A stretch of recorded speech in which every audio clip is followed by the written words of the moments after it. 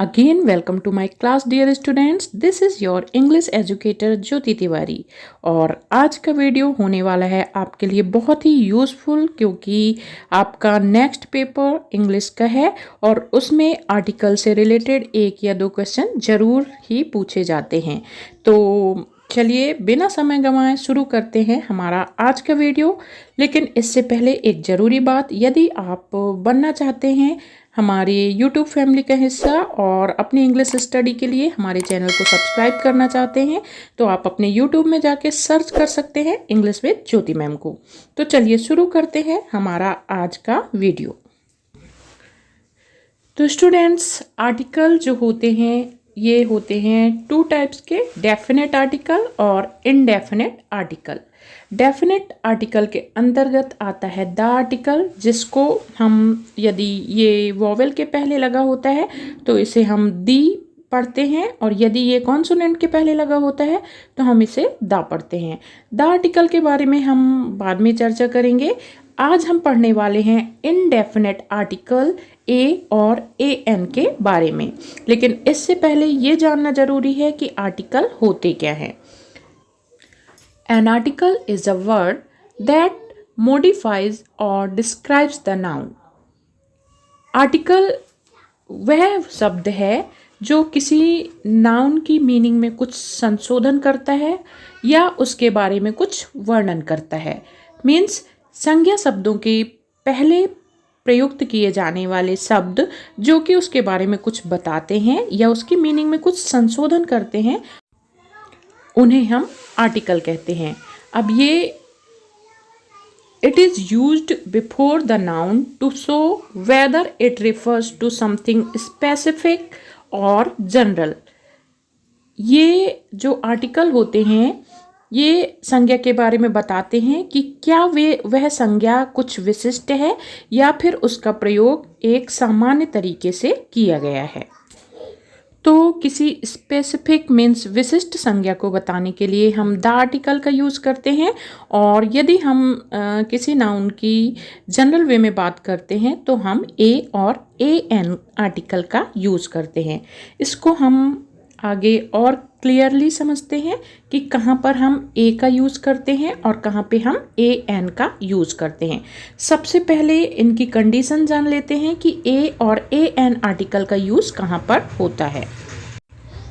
तो ये जो ए और ए एन आर्टिकल हैं, indefinite articles, is used before singular number. इसकी पहली कंडीशन ये है कि ए और ए एन आर्टिकल का यूज़ सिंगुलर नंबर के साथ होता है। मीन्स यदि वह संज्ञा एक वचन है तो उसके आगे हम ए और ए एन का उपयोग कर सकते हैं और यदि वह प्लूरल है मीन्स बहुवचन है तो हम उसके आगे ए और ए एन का उपयोग नहीं कर सकते। फॉर एग्ज़ाम्पल, जैसे हम बॉय चूँकि सिंगुलर है तो इसके आगे हमने यूज़ किया है ए आर्टिकल का, तो ये हो गया अ बॉय। लेकिन यदि वहीं पर बॉयज़ है मीन्स बॉय का प्लूरल फॉर्म है तो हम इसके आगे ए और ए एन आर्टिकल का उपयोग नहीं करेंगे। इसी प्रकार ए और an article used before countable noun. इसकी दूसरी कंडीशन ये है कि ए और ए एन आर्टिकल का उपयोग काउंटेबल नाउन के पहले किया जाता है। मतलब जिन संज्ञा शब्दों को या जिन संज्ञा को हम गिन सकते हैं उनके आगे हम ए एन का उपयोग कर सकते हैं। जैसे यहाँ पर एग्जाम्पल में दिया है आ ट्री। ट्री को हम गिन सकते हैं कि 1 ट्री 2 ट्री, तो हम इसके आगे हमने ए आर्टिकल का यूज़ किया है।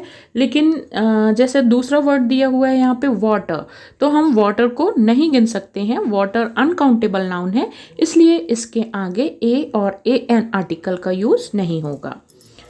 तो ये थी कंडीशन ए और ए एन आर्टिकल को यूज़ करने की। अब देखते हैं कि हम इनको एग्ज़ाम में कैसे आसानी से समझ सकते हैं कि कहाँ पे हमको ए एन लगाना है और कहाँ पे हमको ए आर्टिकल का यूज़ करना है।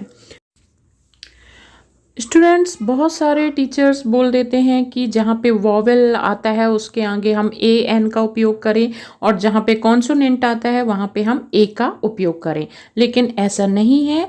ए और ए एन का उपयोग वॉवेल एंड कॉन्सोनेंट पे नहीं डिपेंड करता है, बल्कि उच्चारण पे डिपेंड करता है।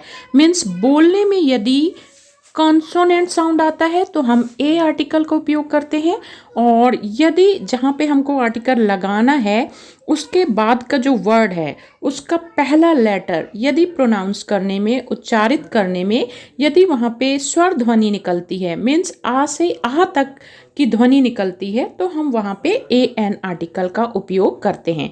इसके लिए बहुत सिंपल ट्रिक है। आप जहाँ पे आर्टिकल यूज़ कर रहे हैं वहाँ पे ऐसे लिख सकते हैं कि आ से आह तक हमको एन का यूज़ करना है और का से ज्ञाज्ञानी तक हमको ए का उपयोग करना है। यदि ध्यान रखिएगा वहाँ पे लिखा कुछ भी हो, लेकिन उच्चारण करने में जो वर्ड यदि वॉवेल निकलता है तो ए एन हमको लगाना है, और यदि उच्चारण करने में कॉन्सोनेंट ध्वनि निकलती है, मीन्स का से ज्ञाज्ञानी तक की ध्वनि निकलती है, तो हमको ए आर्टिकल का उपयोग करना है।